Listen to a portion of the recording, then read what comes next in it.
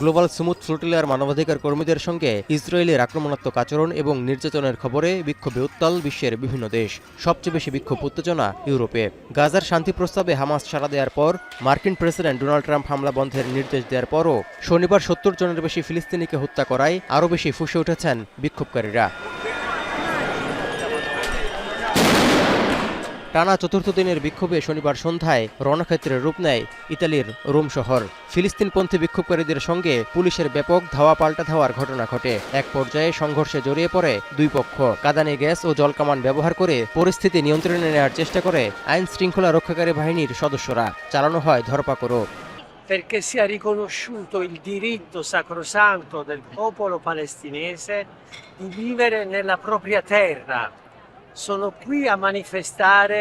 I am here to protest the genocide in Gaza. I am here to protest the annihilation of 66,000 Palestinians and the complicity of this government. আমি বুঝি নির্মাণের শিল্প, সালাম still বোঝে durability. সালাম still, most durable still.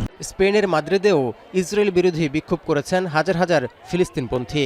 এ সময় গণহত্যার শিকার সাংবাদিক, শিশু ও নারীসহ বেসামরিক মানুষদের ছবি উঁচিয়ে ধরে বিশ্বের সামনে ইসরায়েলি বর্বরতার চিত্র তুলে ধরা হয়।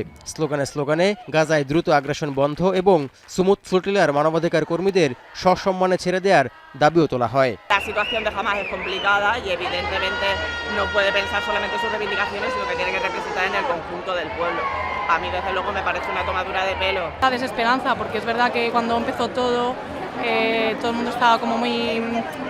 Lo hemos seguido mucho para conseguir apoyarles. একই দিন হাজার হাজার ফিলিস্তিনপন্থীদের বিক্ষোভ হয়েছে ইউরোপের আরেক দেশ পর্তুগালের লিসবনে।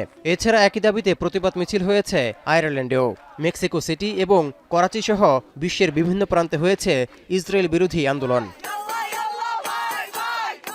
এদিকে যুক্তরাজ্যে নিষিদ্ধ ফিলিস্তিনপন্থী সংগঠন প্যালেস্তাইন অ্যাকশনের ব্যানারে রাস্তায় নামায় লন্ডনে অন্তত ৫০০ বিক্ষোভকারীকে গ্রেপ্তার করেছে পুলিশ। শনিবার তাদের গ্রেপ্তার করা হয়। চলতি বছরের জুলাই মাসে যুক্তরাজ্য সরকার প্যালেস্তাইন অ্যাকশন গ্রুপকে দেশের সন্ত্রাসী সংগঠনের তালিকায় অন্তর্ভুক্ত করে। তৌহিদুর রহমান, এখন বিশ্ব।